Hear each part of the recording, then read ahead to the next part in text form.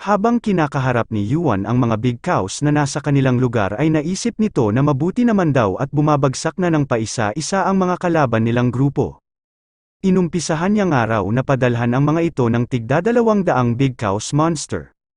Naisip ni Yuan na kailangan na niya nga lang daw maghintay dahil mga players pa rin daw ang mga ito na nagawang makaakyat ng ika-24 na palapag, kaya ilan sa mga team na ito ay makakayanan na tumagal sa ginagawa niyang pag-counter-attack. Napangiti si Yuan at naisip na kahit pangaraw magawa ng mga itong mapatay ang mga pinadala niyang halimaw, ay gagawin niya raw ito ng gagawin hanggang sa mapagod na sila at sumuko. Habang iniisip ni Yuan ang kanyang mga plano ay pakiramdam ng mga ibang partisipante na parang nababalot ito ng masamang dyablo. Nagtataka tuloy ang ibang partisipante kung hindi ba raw talaga isang demon si Yuan. Naisip ng mga players na ito na mabuti na lang daw at kakampi nila si Yuan kung hindi ay daranasin nila ang dinaranas ngayon ng ibang team. Sa patuloy na pagpapadala ni Yuan ng napakaraming halimaw sa bawat kalaban nilang grupo ay natalo at napilitan na ang mga itong sumuko. Dahil doon ay nakapasa na ang grupo na kinabibilangan ni Yuan sa ika-24 na palapag nilang pagsubok. Napatalon ang mga pumasang partisipante matapos nilang matanggap ang notification ng kanilang pagkapasa. Halos lahat ng mga ito ay humihiyaw sa tuwa at nagpapasalamat kay Yuan. Sinabi ng mga players na ito na salamat nga raw kay Yuan dahil madali silang nakaakyat sa sunod na palapag kahit nakaunti lang naman ang kanilang naiambag sa natapos nilang pagsubok. Bago rin umalis ang isang lalaking partisipante ay sinabi nito na salamat nga raw sa pagbubuhat sa kanila ni Yuan. Sinabi rin ito kay Yuan na kahanga-hanga nga raw ang lakas ng mana blast nito. Nung makaalis na ang mga nakagrupo niyang players ay tiningnan ni Yuan ang mga reward na kanyang nakuha. Sa pagkapanalo nila sa naganap na pagsubok ay nakatanggap siya ng 50,000 points. At dahil si Yuan ang may pinakamalaking kontribusyon sa kanilang grupo, makakatanggap ito ng karagdagang 54,360 points at skill na tinatawag na Cloudwalk. Kapag naka-activate ang Cloudwalk ay agaran nitong pinapagaan ang paa ng gumagamit, at nakakapaggawa ng invisible na daan sa himpapawid. Naisip ni Yuan na mukhang mababang klase raw ng Hermes Threads ang skill na natanggap niya. Kapag ginamit niya nga raw ito ay parang aksaya lang ito ng mana, mas mabuti pa rin daw na gamitin na lang niya ang skill na mayroon na siya. Tinanong ni Mamos si Yuan kung ngayon ba raw ay maghihiwalay na sila ng landas. Natuwa naman si Mamos nung sabihin ni Yuan na hindi pa raw, sasamahan pa niya nga raw ito hanggang sa simula ng ika-25 palapag. Sa tuwa ni Mamos ay bigla nitong hinawakan sa kamay si Yuan.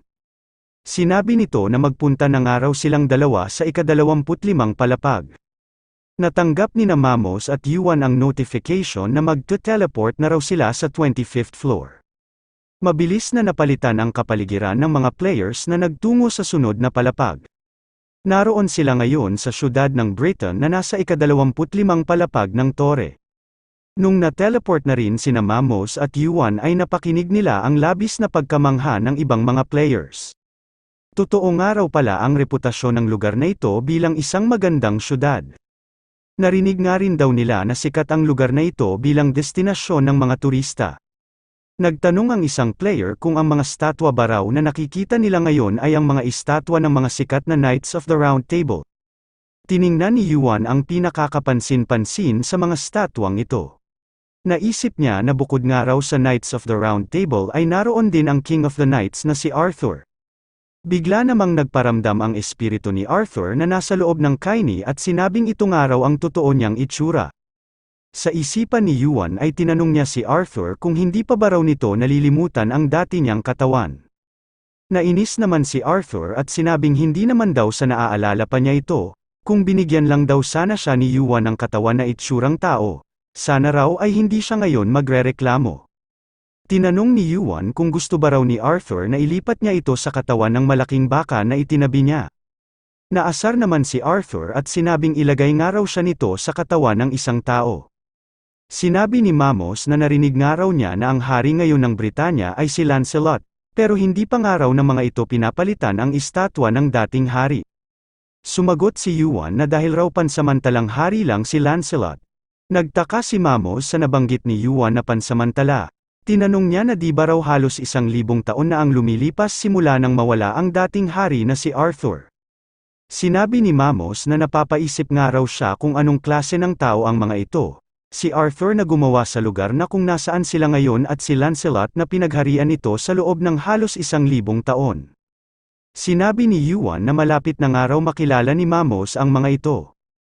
Ang Round Table nga raw na kilala niya ay hindi basta-basta na lang uupo at walang gagawin. Nakarinig sina Yuan ng malalakas na yabag mula sa 3 dumating na kabayo. Sakay sa mga kabayong ito ang mga kabalyero na nakasuot ng makakapal na baluti. Nagsalita ang 31st Knight of the Round Table na si Percival, at sinabing ang mga ito raw siguro ang mga players na nakapasa sa katatapos lang na pagsubok. Sumagot ang ibang mga players na tama raw ito, kanya-kanya rin na nagpakilala ang mga players na ito sa 3 dumating na kabalyero. Naisip naman ni Yuan na mukhang kanya-kanya nga raw ng diskarte ang ibang mga players upang makuha ang loob ni Percival na isa sa mga Knights of the Round Table. Naisip rin ni Yuan na natural lang naman daw ang ginagawa ng mga ito. Wala na nga raw ibang guild ang mabilis na lumaki ng ganito na gaya ng Round Table, kapag nga raw pinalad ang mga ito ay maaari na silang manatili sa palapag na ito habang sila ay nabubuhay. Tinanong ni Mamos si Yuan kung lahat ba raw ng dumating na sakay sa kabayo ay kabilang sa Knights of the Round Table. Sumagot naman si Yuan ang hindi naman daw, isa lang daw ang kabilang sa mga ito. Napansin ni Percival ang magkatabing si Mamos at Yuan kaya tinanong niya ang mga ito kung ano raw ang pangalan nila. Sumagot ang dalawa at sinabi lang ang mga pangalan nila na Kim Yuan at Mamos. Sinabihan ni Percival na medyo may pagkabastos raw ang dalawang player na ito dahil sa ikli ng isinagot nila. Pinakilala ni Percival ang sarili nito at sinabi rin niya na siya raw ang 31st Knight of the Round Table. Ngumiti si Percival at sinabing ikinagagalak niya raw makilala ang lahat ng mga ito. Sinabi niya na lahat nga raw ng mga bagong dating na players ay may greenhorn energy na gaya ng inaasahan nila. Biglang naging seryoso at nag-iba ang tono ng pananalita ni Percival. Binanggit nito na naroon daw siya nang dahil sa utos ng kanilang hari. Sinabi nga raw ng kanilang hari na naghahanap ito ng mga may talentong individual sa mga bagong dating na players na maaaring pumuno sa bakanteng pwesto ng kanilang round table. Saka na nga lang daw sasabihin ni Percival ang buong detalye. Sigurado nga raw siya na pagod ang mga players na ito mula sa natapos nilang pagsubok. Sinabihan ni Percival ang lahat ng mga bagong dating na players na bakit daw hindi muna ang mga ito magpahinga. Sinabi rin nito na ang lugar nga raw kung nasaan sila ngayon ay nasa hangganan ng ibang nasyon. Malayo pa nga raw doon ang kapital ng Britanya kaya sumunod na lang daw ang mga ito sa kanya. Napakunot noo si Mamos at sinabing parang may naaamoy nga raw siya na nabubulok. Mukhang sinusubukan nga raw silang dalhin ni Percival sa isang patibong gamit ang mabubulaklak nitong pananalita. Nagtaka ang numero 1 tagahanga ng ating bida nang biglang lumapit si Yuan at may ibinulong sa kanya. Sinabi ni Yuan na kailangan niya nga raw itong sabihin kay Mamos upang hindi ito mabigla sa posibilidad na mangyari. Hindi naman makapaniwala si Mamos sa ipinaalam sa kanya ni Yuan, tingin niya nga raw ay hindi nila ito gagawin. Wala nga raw dahilan ang mga ito para manghamak pa ng ganoon. Pero kahit hindi pa masyadong naniniwala si Mamos ay sinabi nito na tatandaan niya nga raw ito lalo na't si Yuan ang nagbigay ng babala sa kanya. Matapos paalalahanan si Mamos ay sinabi ni Yuan na lumakad na raw sila at sumunod kina Percival at sa ibang mga players. Huminto ang grupo na pinangungunahan ni Percival sa tapat ng matataas na pader at isang malaking pinto. Kasunod din nito ang mga bagong dating na players kabilang na sina Mamos at Yuan.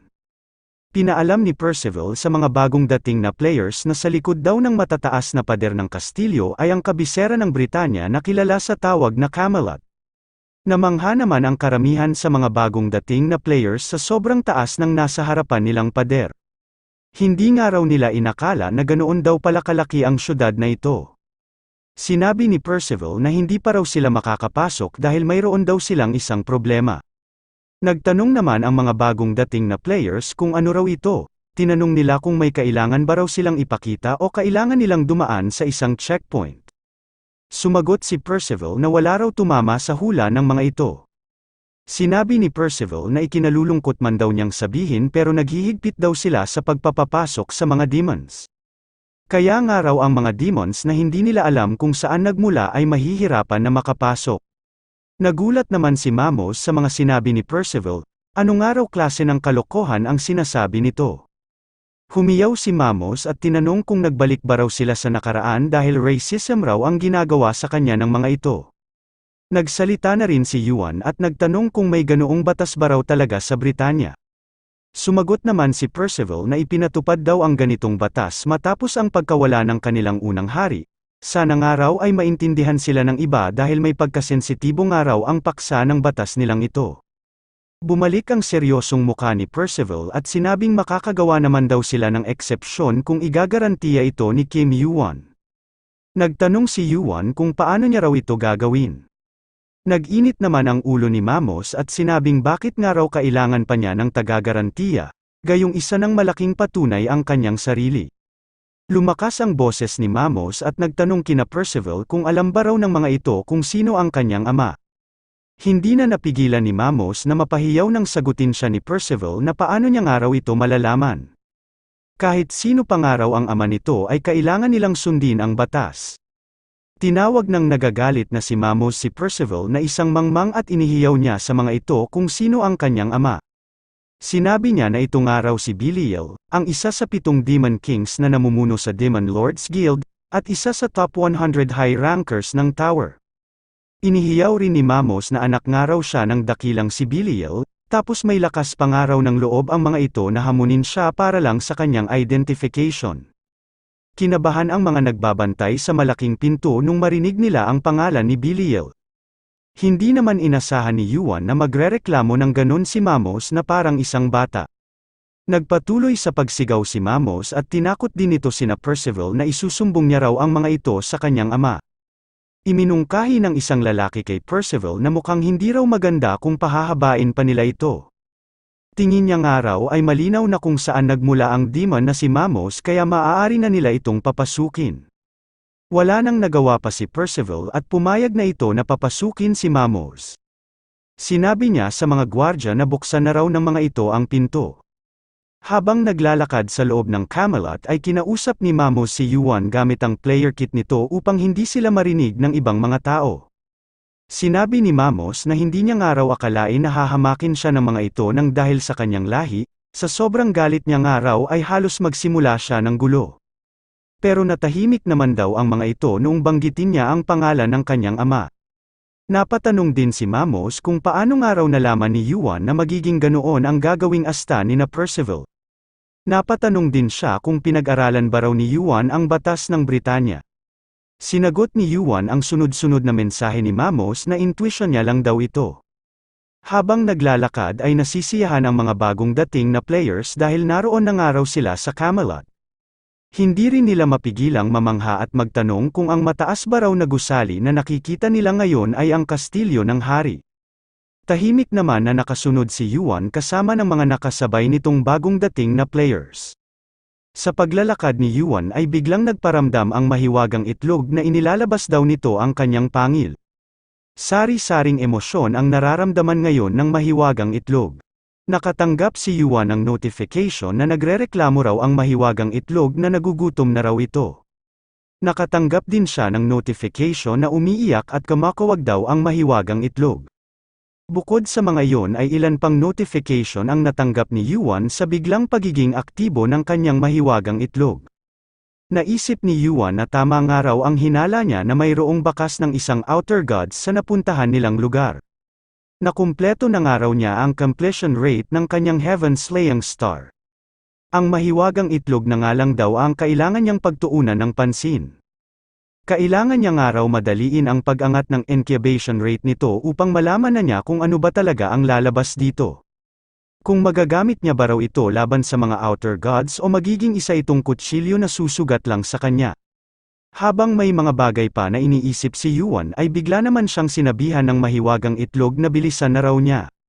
Bumilis nga ng paglalakad si Yuan at sinabi sa mahiwagang itlog na magmamadali na nga raw siya kaya wag na raw itong makulit.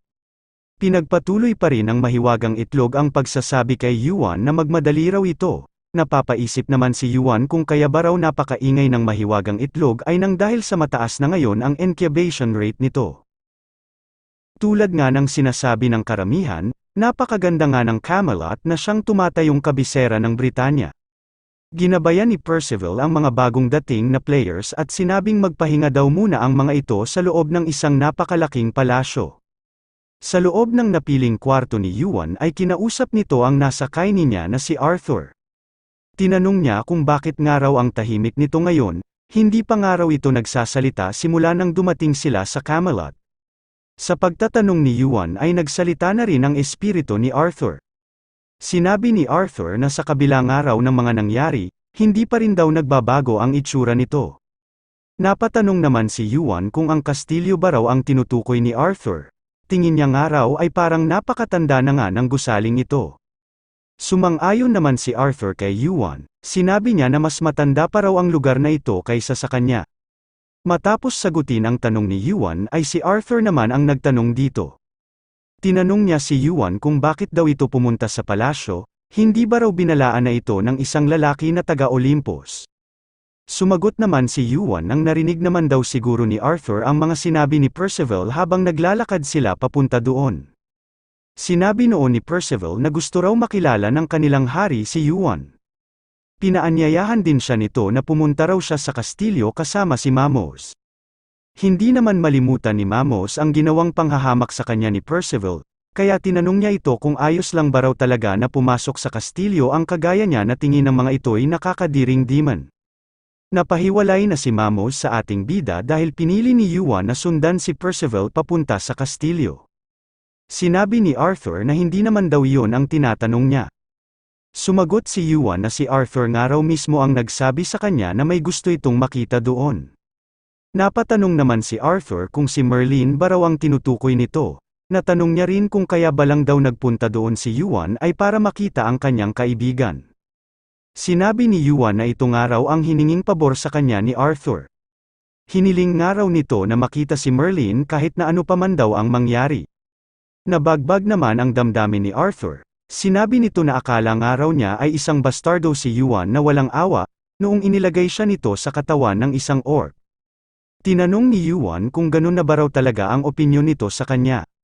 Sinabi ni Arthur na hindi lang daw yon, magaling nga raw magkalkula si Yuan ng bawat galaw na gagawin nito, at mayroon daw itong kasiguraduhan sa mga ginagawa nitong plano. Bukod pa nga raw doon ay kayang isakatuparan ni Yuan ang mga pinaplano nito dahil sa pagkakaroon nito ng kakayahan.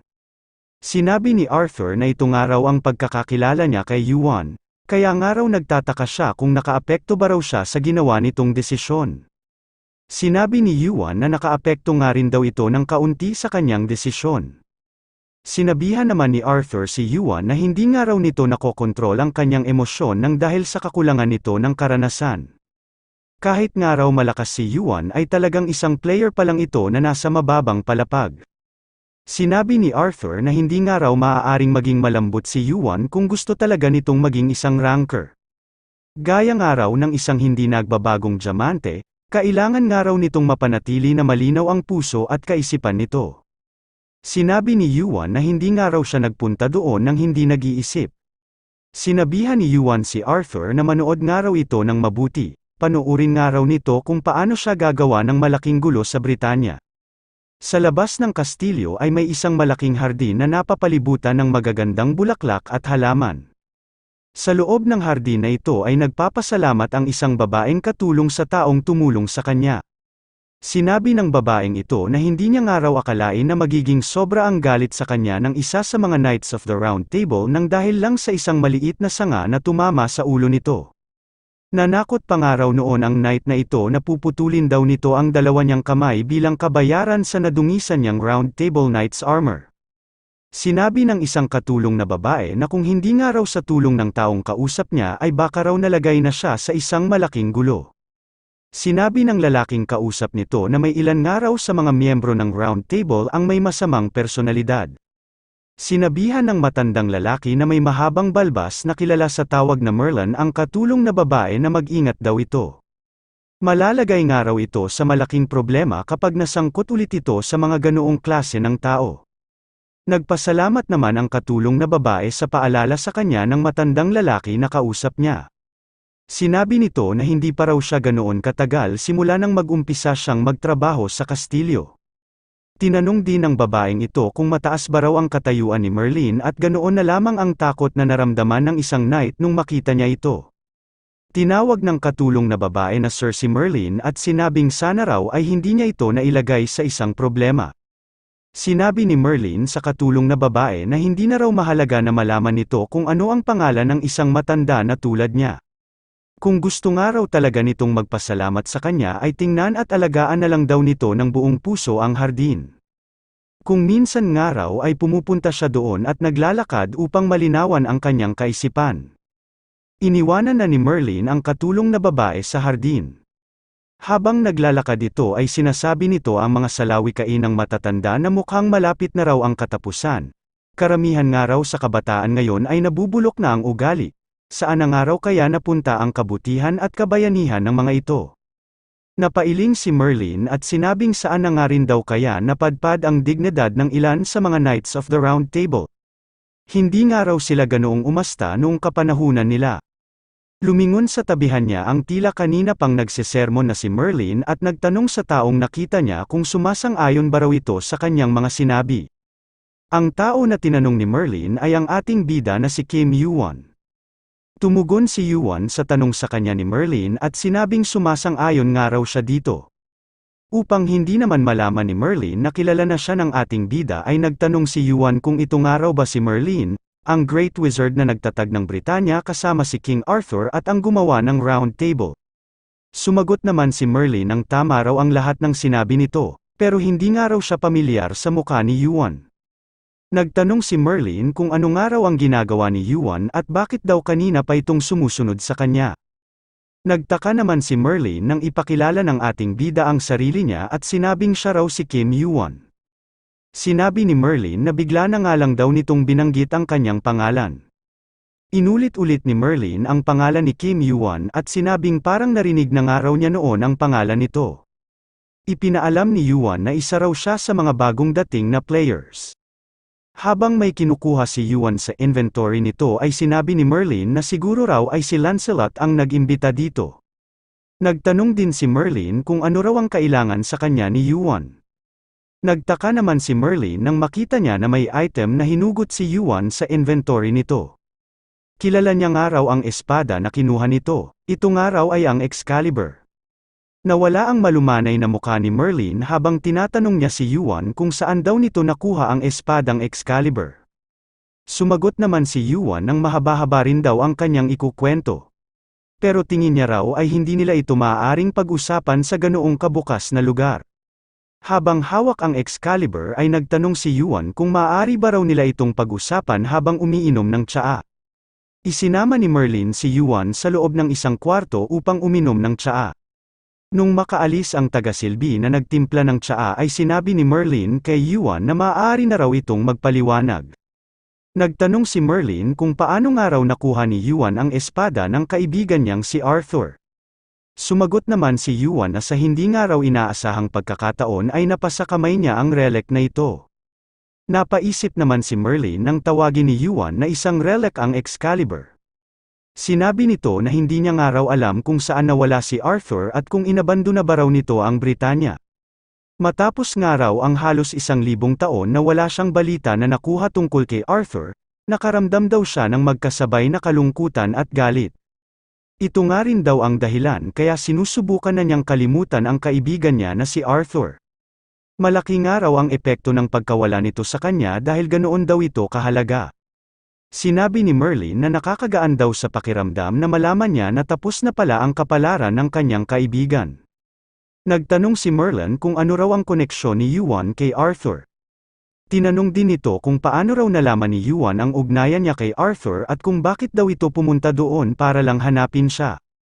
Sumagot naman si Yuan na ilang buwan pa nga lang daw ang lumilipas simula nang makilala niya si King Arthur.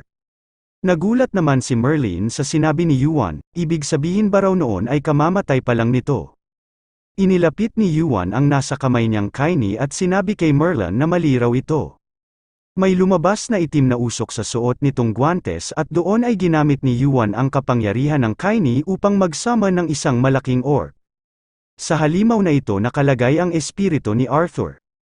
Naging alisto naman si Merlin at nakilala nito na necromancy raw ang skill na ginawa ni Yuan. Sinabi niya na may kakaibang araw itong ability at tinanong niya rin si Yuan kung ano raw ang pinaplano nitong gawin.